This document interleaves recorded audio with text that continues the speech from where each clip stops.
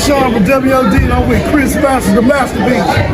And you are watching WoD on the Boom broadcast. Let's go.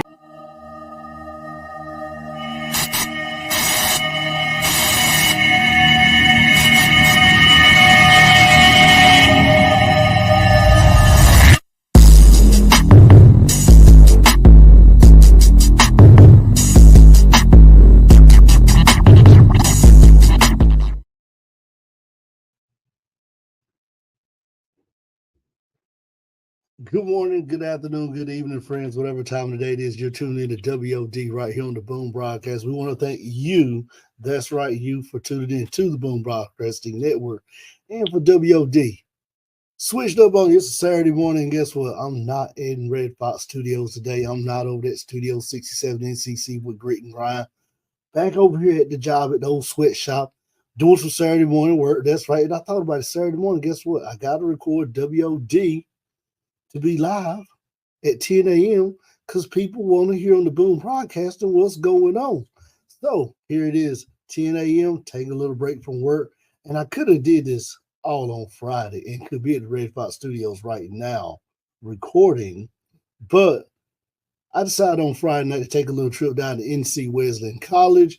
Nash Central playing Southern Nash, big game. Field conditions, both high schools were pretty much destroyed from the bad tropical depression we had over the week. So they moved the game to NC Wesleyan College to play on that Astro turf out there.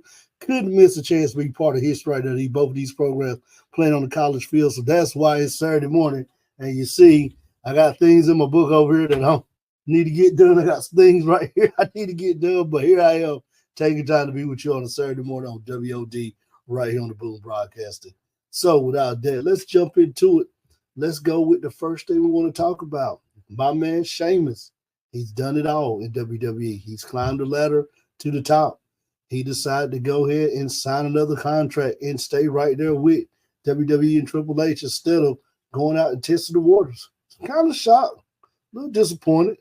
Thought this guy would definitely go out there, test the waters, see what was going on, and try himself out there to see what he could do. Really thought he'd be a good pickup in AEW for a couple of years, for a 2-3 year stretch run, then come back to WWE. But hey, he signed a contract. He's only not done one thing to pretty much say he's did it all.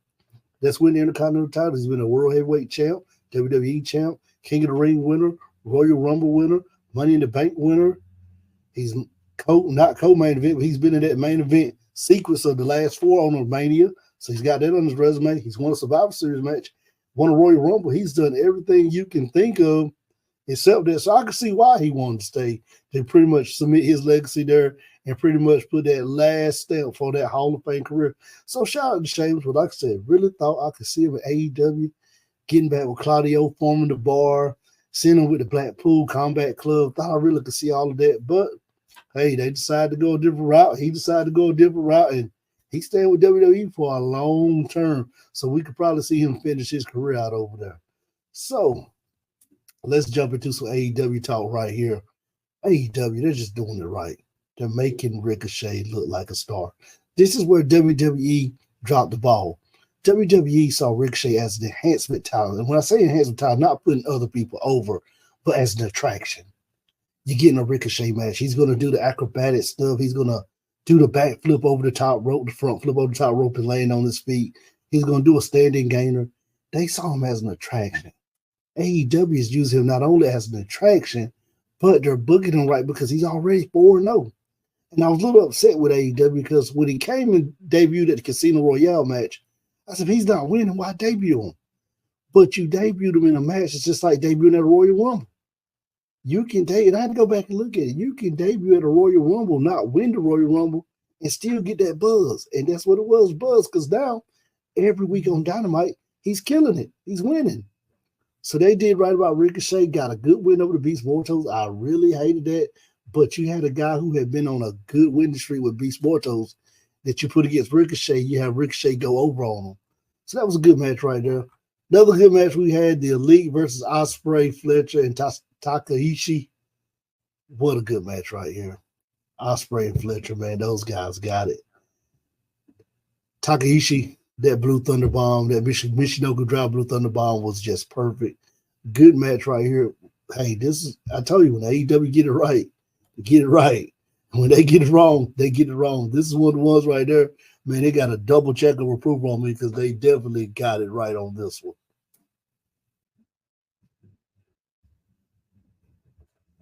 So we jump over to NXT, another good NXT this Tuesday night. You had the last man standing, the last man standing between Trick Williams and Pete Dunne. And I thought this was not going to be good. Because Trick, Trick is one of those guys. He can give you good matches, but it's kind of like, a Trick match. It is like watching a Mellow match. A Trick match. But this turned out to be a good match right here. Very good match. One of the ones that Trick needed. I was very impressed with it. Everything just worked out the way it needed to work. And once again, even with the contract signing, people say the contract signing well, that match was last week. Talk about the contract signing. The contract signing was good also because Trick was able just to do Trick. And I'm telling you, I like Ethan Page as the champ, but I think we need to keep it on him because it's nothing like having a heel champ or having a babyface chase him around for the title. So right now, just keep it on Trick. Keep it on Ethan Page. Not a reason taking the Trick. Keep it on Ethan Page. Now moving over to NXT. Joe Hendry. We did not get a Joe Hendry appearance, so it was not a good NXT to me. Tony D'Angelo versus Hammerstone was a good match right there. D'Angelo walked out of the match. Hammerstone won by count out. Something's going on with that. I hope they don't mess up the family because right now the family is cooking. I like Tony D'Angelo. Don't mess that up. I think we really got something with this. Now we move over to Monday Night Raw. This Raw I had to go back and watch on demand. It was one of the ones I watched on demand. The only thing I wanted to see was Braun Strowman and Bronson Reed. Strowman and Reed, Sheamus Pete Dunne was good.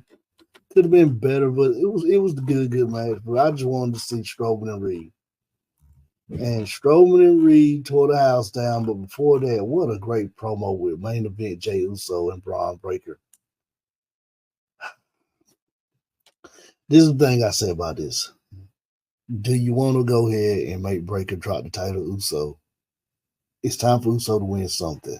He needs something. But do you want to kill Braun Breaker is the question. I don't think you want to kill Breaker. So what do?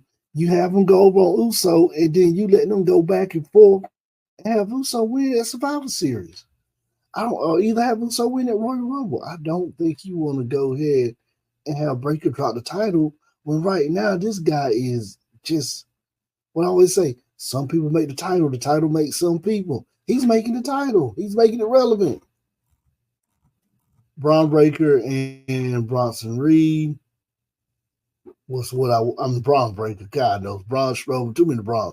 Braun Strowman, Bronson Reed, just a true no contest beat up A+ match. This is what you want these two guys to do. This is something you can run back on the premium live event now. Both past two matches have been great.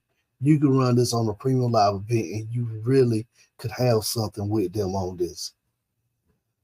Now, before we get ready to get out of here, WWE did something that shocked me. And what they did, because I got to get ready to jump back and do some more work.